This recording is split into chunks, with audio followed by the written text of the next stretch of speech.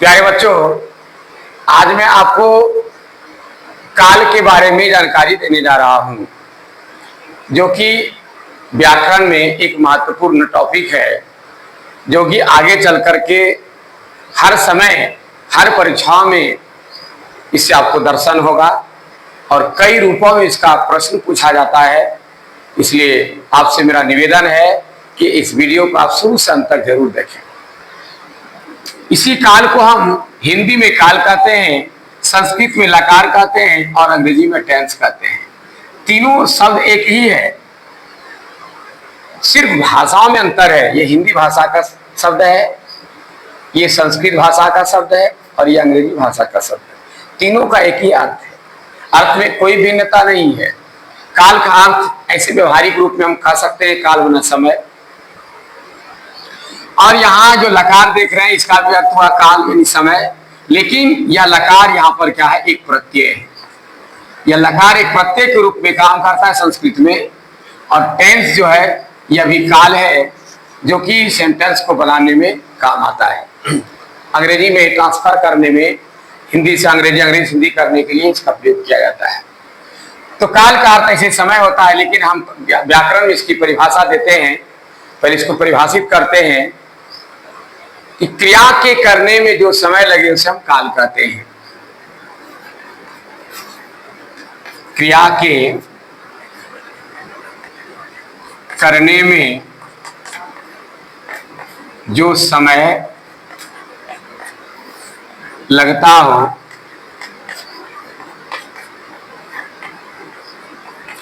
उसे हम काल कहते हैं।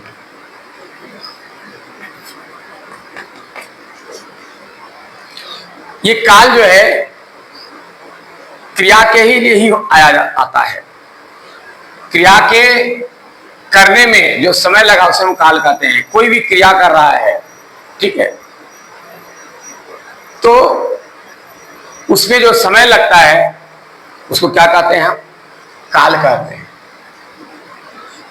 तो ऐसे हमारे विद्वानों ने काल 3 प्रकार के बताए हैं, ठीक है। काल के कितने भेद बताए हैं? 3 भेद।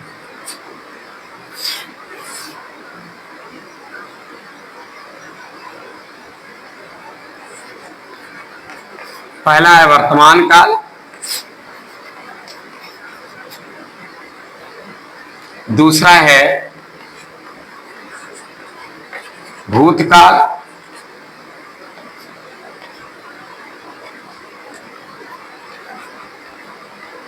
और तीसरा है भविष्यत काल।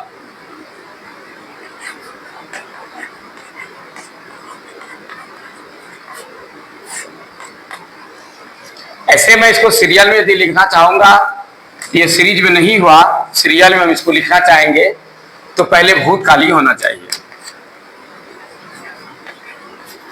पहला भूतकाल और दूसरे में होगा आपका वर्तमान काल।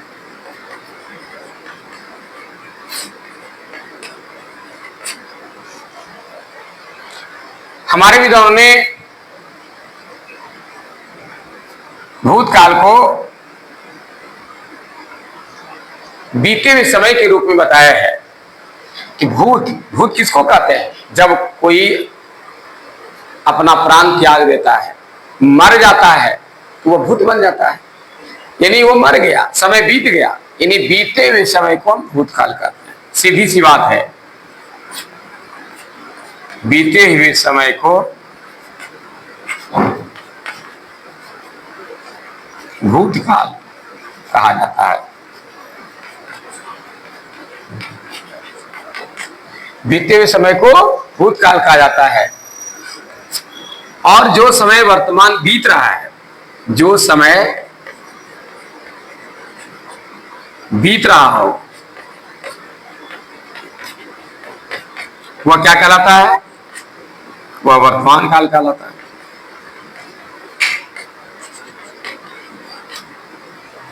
जो समय बीत रहा हो उसे वर्तमान काल कहते हैं या कहा जाता है।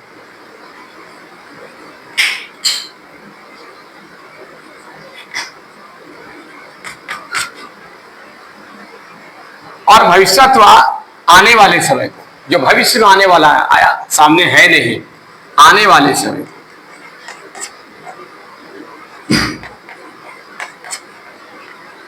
आने वाले समय को हम भविष्यत काल कहते हैं।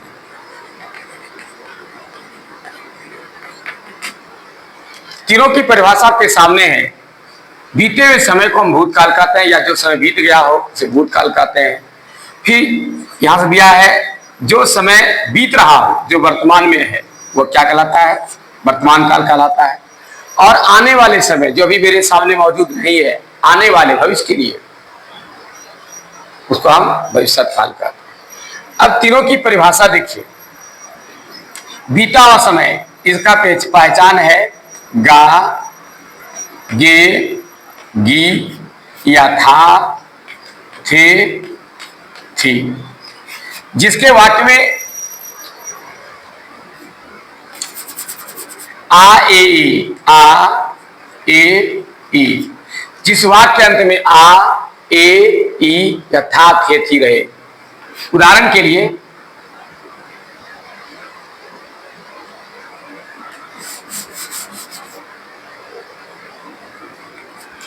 हम क्या लिखेंगे? राम घर गया, या वे सब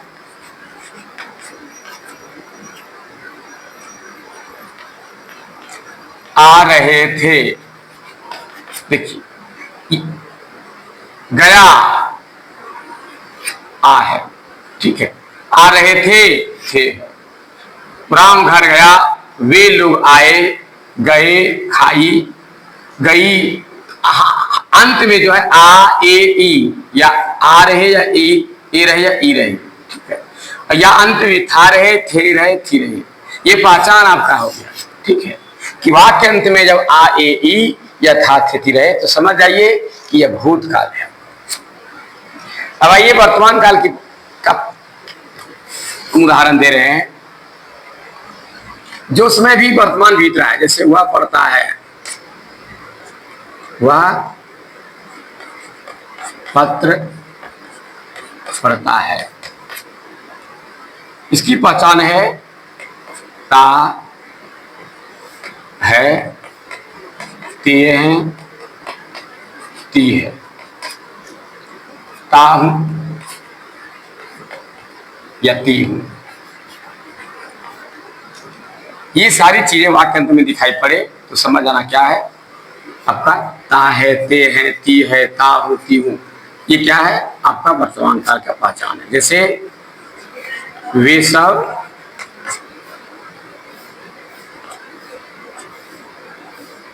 जाते हैं, मैं खेलता हूं। सारी चीजें देखिए, ता है, ते हैं, ता हूं, ये सारी चीजें आपको पहचान से पता चल जाएगा कि यह वर्तमान काल है। आइए हम भविष्यत काल के बारे में बताते हैं, जो आने वाले समय के लिए है। इसका पहचान क्या है?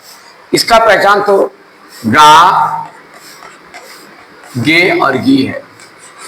उदाहरण के लिए जैसे राम घर जाएगा, अंत में क्या है? मैं पत्र पढ़ूंगा। अंत में क्या है? वे लोग जाएंगे, वे लोग देखेंगे, देखेंगे, ये गे लगा। जिसमें गा, गे, गी, ये सारी चीजें अंत में रहे तो समझ आना चाहिए भविष्यत काल है। तो ये आपको पहचान बताया, ठीक है। और क्रिया के काल करने में जो समय लगता है उसे हम काल कहते हैं, ठीक है। और उस काल के लिए जो है कोई भी उदाहरण आप इसमें दे देंगे, इस जगह इसमें से इसका उदाहरण, इसका किसी का उदाहरण देंगे तो आपका ये सही हो जाएगा। अब आइए हम एक एक करके भेद के बारे में बताने जा रहे हैं।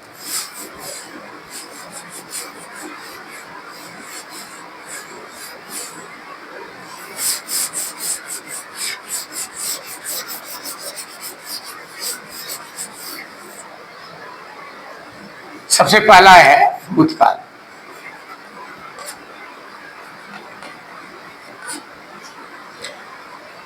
भूतकाल के बारे में जानते हैं। भूतकाल के 6 भेद होते हैं।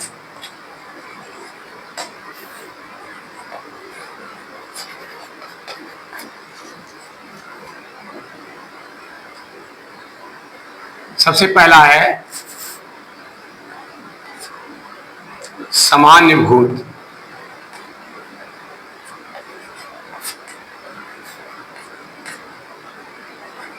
दूसरा है आसन्न।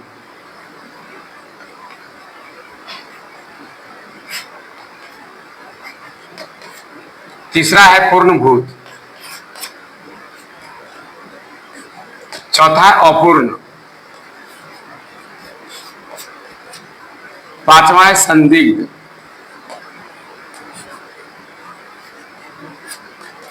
छठा है हेतु हेतु मदभूत।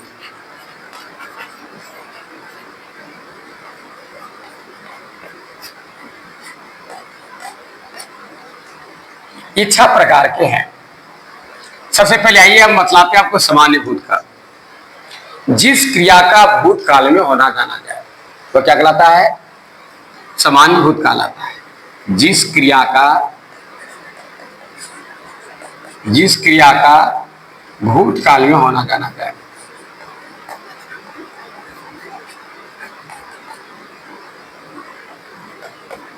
होना जाना जाए वह सामान्य भूत कहलाता है। जिस क्रिया का भूतकाल में होना जाना है, जैसे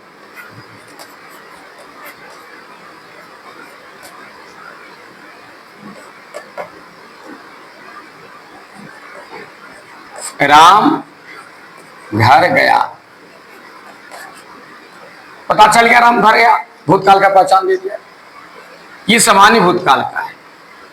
अब देखिए मैं आसन का बता रहा हूं। जिस क्रिया में भूतकाल का अभी तुरंत समाप्त होने का बोध हो, जिस क्रिया का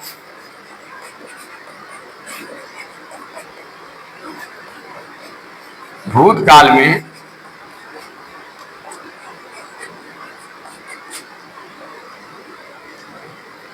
अभी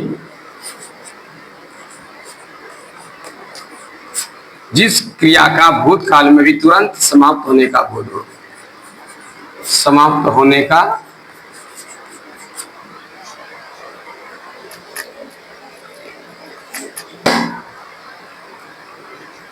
बोध हो, वह क्या कहलाता है? वह आसन्न भूतकाल कहलाता है। तो याद रखिएगा, जिस क्रिया का भूतकाल में भी तुरंत होना, जैसे उदाहरण के लिए राम घर गया, यहां जगह राम घर गया है।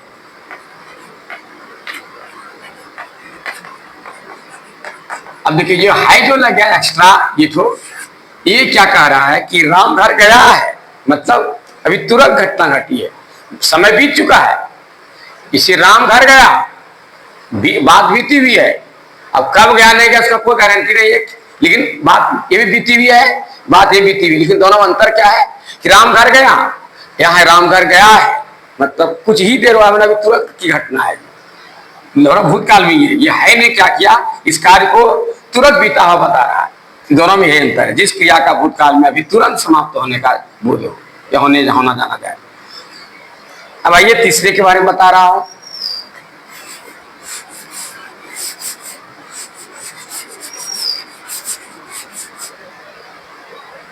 इसके बाद है पूर्ण। जिस क्रिया का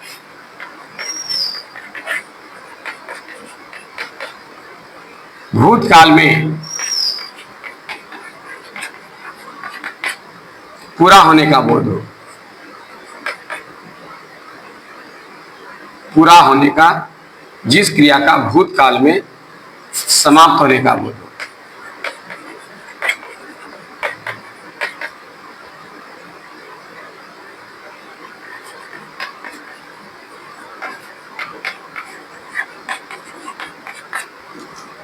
ठीक है।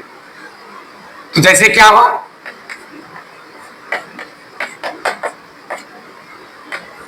राम घर गया था। राम घर गया था, राम घर गया। अब राम पहुंचा है कि नहीं पहुंचा है ये क्लियर नहीं कर रहा है। राम गया है ये भी क्लियर नहीं कर रहा है, लेकिन ये क्लियर कर दिया कि राम घर गया था, एकदम कन्फर्म है, वहां से खबर आ गया राम गया था।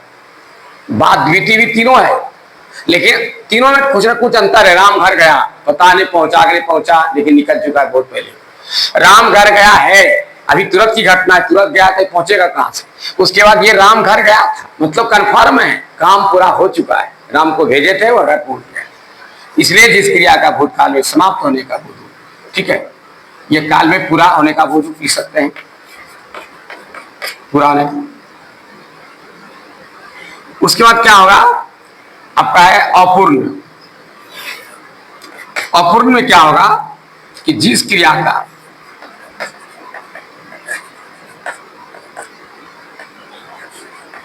भूतकाल में पूरा नहीं होने का बोध,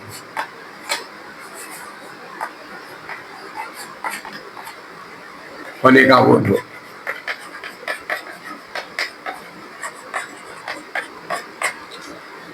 जैसे वहां का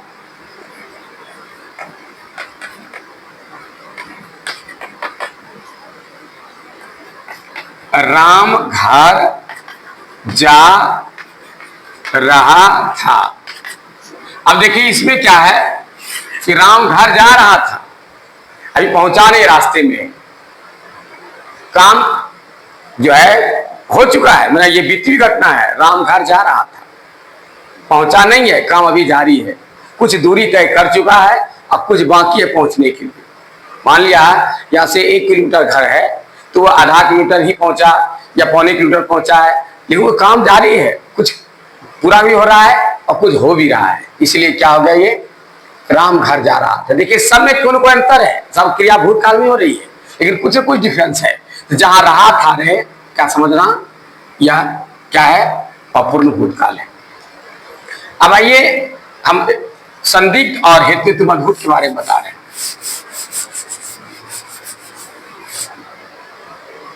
फिर हम अंत में सबकी पहचान बताऊंगा, कैसे आप पहचानोगे किसका क्या उदाहरण है, परीक्षा में कैसे पूछा जाता है। संदिग्ध में क्या होता है, जिस क्रिया का भूतकाल में पूरा होने में शंका का बोध हो, शंका का बोध हो। जैसे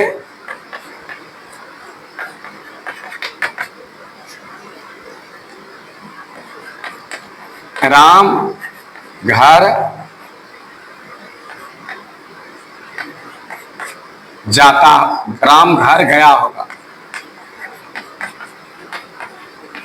अब देखिए ये भी क्रिया भूतकाल का ही है, राम घर गया होगा, शंका है कि गया है कि नहीं गया है, मन में डाउट है, लेकिन अनुमानित बताया जा रहा है कि राम घर गया होगा, ये अनुमान, इसलिए संदिग्ध शंका की बात है, संदिग्ध भूतकाल हो गया। उसके बाद हेतु हेतु मद्भुत, ठीक है, जिस क्रिया का पूरा होना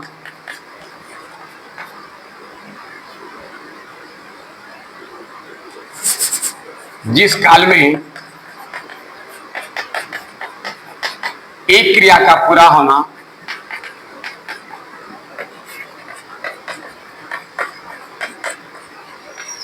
दूसरे क्रिया पर निर्भर हो,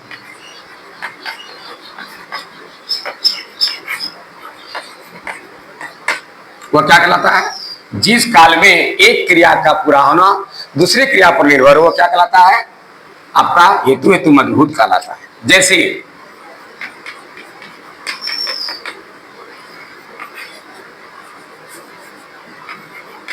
यदि वर्षा होती तो धान नहीं मरता। अब देखिए बीती बात है, धान मर चुका है, लेकिन उसमें एक संभावना है कि यदि वर्षा हो जाती तो धान नहीं मरता, वर्षा होती तब तो एक क्रिया का होना, यदि धान उपजने का निर्भर किस पर है? वर्षा पर है। तो एक क्रिया का होना दूसरी क्रिया पर निर्भर हो, यह हेतु तो मजबूत कहलाता है। काल एक क्रिया है भूतकाल का ही, वर्षा होती है क्या लिखा हुआ भले है, लेकिन वर्तमान की बात है, यदि वर्षा होती तो धान नहीं मरता, धान अभी मर चुका है। तो कल्पना कर रहे हैं कि यदि वर्षा नहीं होती तो धान नहीं मरता, वर्षा यदि वर्षा होती तो धान नहीं मरता, यानी वर्षा नहीं हुई तब तो धान मर गया। तो एक क्रिया का होना दूसरी क्रिया पर निर्भर है। तो इस तरह का जितने वाक्य है वह हेतु की मजबूत बनाता है। अब हम थोड़ा डिफरेंस आपको बता करके एक दूसरे से अंतर बता रहे हैं कि कैसा जानेंगे, पहचानेंगे, परीक्षा में आएगा पहचानने के लिए। ठीक है, कि यदि विद्यार्थी पढ़ा होता तो परीक्षा में पास हो जाता या फेल नहीं होता, उत्तीर्ण नहीं होता या अनुत्तीर्ण नहीं होता। तो ये जब सवाल रहेगा कहेगा ये इनमें से किस काल का उदाहरण है, किस भूतकाल का उदाहरण है, तो उस परिस्थिति में आप कैसे पहचानेंगे, आइए मैं एक एक करके बताता हूं।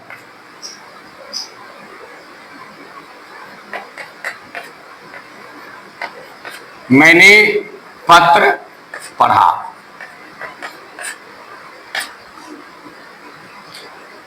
उसके बाद है मैंने पत्र पढ़ा है, उसके बाद है मैंने पत्र पढ़ा था, उसके बाद है मैं पत्र पढ़ रहा था, उसके बाद है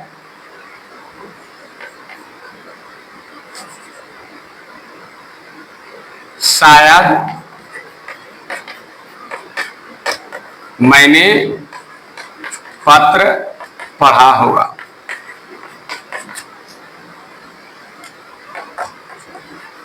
यदि वह पढ़ता तो अवश्य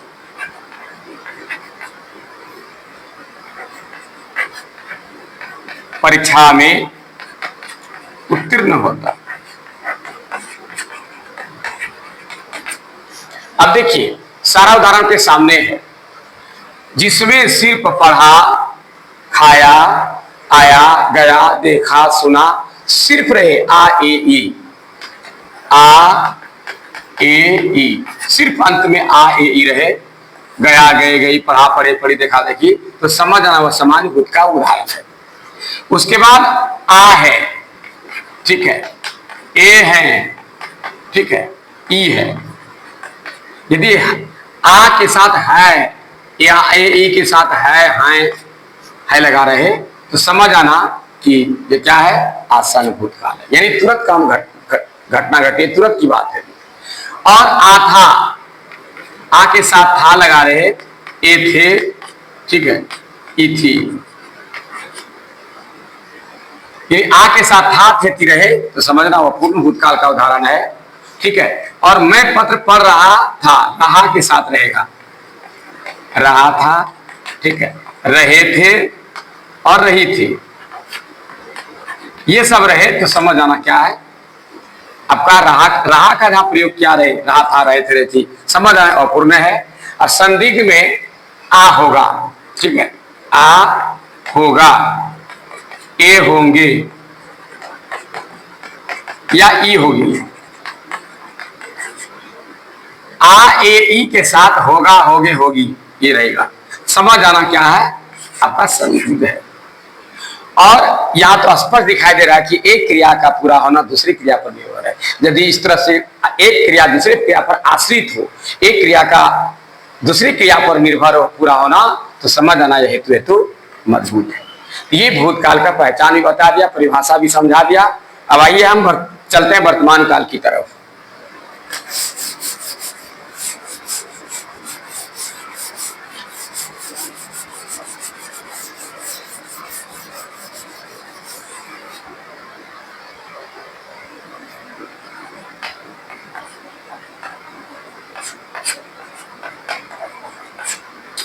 वर्तमान काल के क्या होते हैं?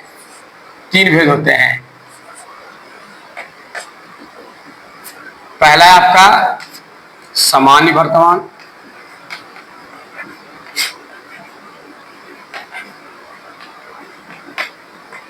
उसके बाद दूसरा है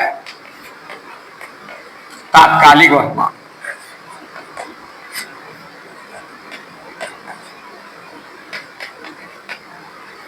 और तीसरा है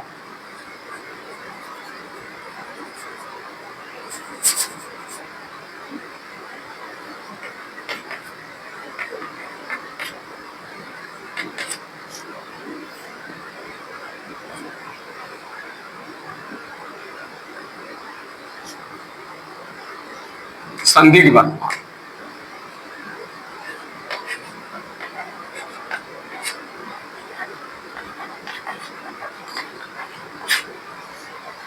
याद रखिएगा, सामान्य वर्तमान, तत्कालिक वर्तमान और संदिग्ध वर्तमान। अब सामान्य क्या है? जिस क्रिया का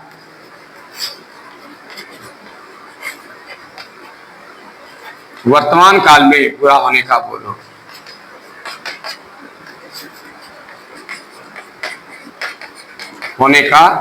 हो, जैसे राम पढ़ता है, जितना तावला है सब सामान्य वर्तमान का उदाहरण है। कन्फर्म हो जाए इसका पहचान, ये ता है, ते है, ती है, त्याग है। तत्कालिक में क्या होगा कि जिस क्रिया का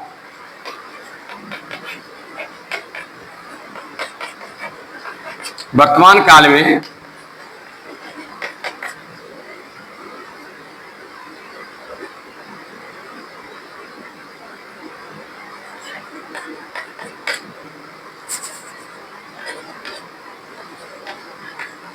कार्य पूरा नहीं हुआ होने का बोध हो, पूरा नहीं होने का बोध हो।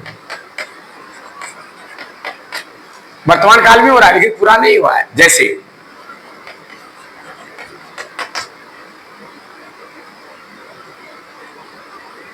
वह पढ़ रहा है। अब देखिए, वर्तमान काल में काम हो रहा है लेकिन पढ़ाई पूरी उसकी नहीं हुई है। ये रहा कहाँ रहे, रहा है, रहे हैं, रही है, समझ आना, यह तत्कालीन वर्तमान का उदाहरण है। अब चलिए संदिग्ध में, जिस क्रिया का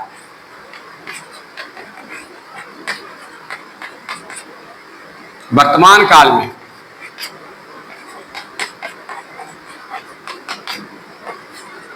पूरा होने में शंका का हो,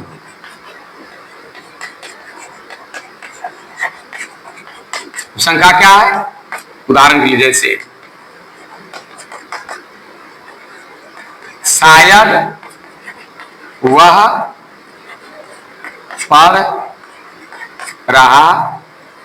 पढ़ता हो, शायद वह पढ़ता होगा।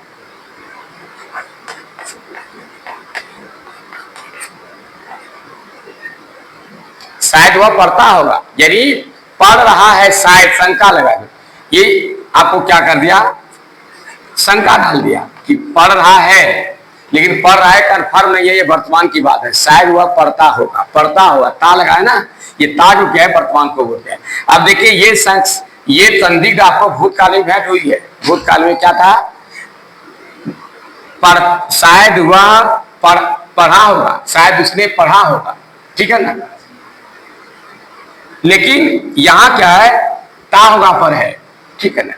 इसीलिए हमारे विद्वानों ने कहा कि नहीं, दोनों के में यही थोड़ा सा डिफरेंस है। एक में ता होगा और एक में क्या है, इसके ही सी संदिग्ध भूतकाल में अपने पढ़ा था तो आ होगा और यहाँ ता होगा, यही दोनों में अंतर है।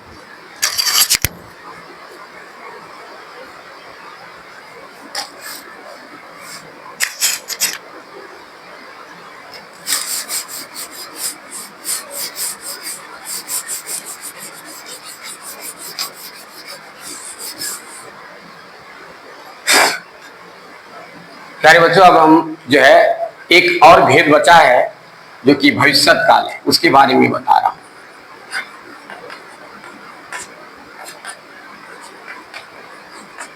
भविष्यत काल के भी 3 भेद बताए गए हैं, ठीक है। पहला है सामान्य भविष्यत,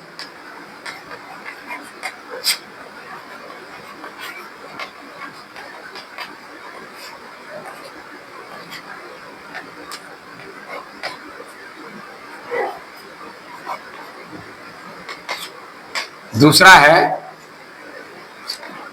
संभाव्य भविष्यत,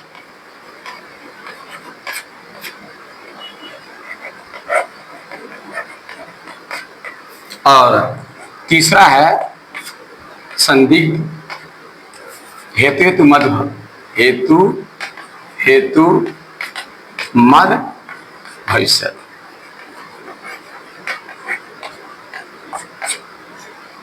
अब देखिए, इसका सामान्य भविष्यत काल क्या हुआ कि जिस क्रिया का भविष्यत काल में होना जाना जाए, जिस क्रिया का भविष्यत काल में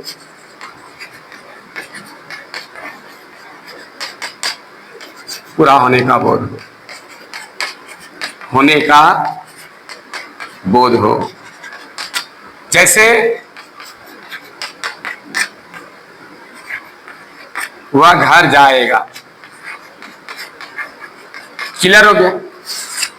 जहां गा के गिरे है, समझ जाना क्या है, सामान्य भविष्यत का है। संभाव्य, जिस क्रिया का भविष्यत काल में पूरा होने में शंका का बोध, संभावना का बोध में संभावना का बोध हो।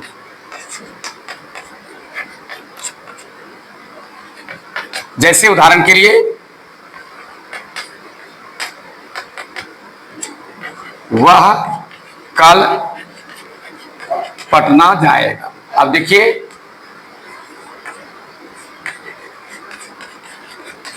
वो गया नहीं है, शंका है कि वह जाएगा, लेकिन काम होगा, भविष्यत काल में काम होने वाला है, लेकिन यहां शंका है कि वह कल पटना शायद लगेगा।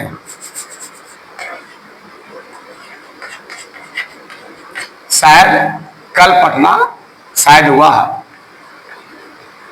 कल पटना जाएगा। तो जहां शायद रहे तो शंका हो गया, संभावना हो गया। तीसरा संभावना में जब शायद लगा करके ऐसा किया गया रहे, समझना वह क्या है, संभाव्य भविष्यत है, संभावना है। शायद आज वर्षा हो, शायद कल वर्षा होगी, तो ये शंका जहां है वहां क्या होगा, संभाव्य भविष्यत है। हेतु में तुम क्या आता है, जब एक क्रिया का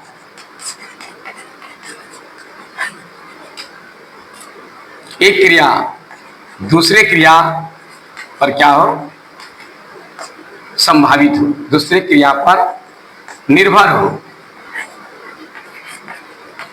तो वह क्या होता है, हेतु मद भविष्यत होता है। उसका उदाहरण है जैसे कि वह गया हो लौटा हो, वह गया हो लौटा हो। अब गया हो और लौटा हो, गया होगा तब तो लौटा होगा, इसलिए दो क्रिया एक साथ है, गया होगा लौटा हो। तो एक क्रिया होगा, गया होगा लौटा होगा, मतलब गया और लौट गया होगा। तो दो क्रिया एक साथ है और एक क्रिया दूसरी क्रिया पर है, गया होगा तब तो लौटा होगा, जब गया ही नहीं लौटेगा क्या से। इस तरह का वह पढ़ा होगा और पास कर गया होगा।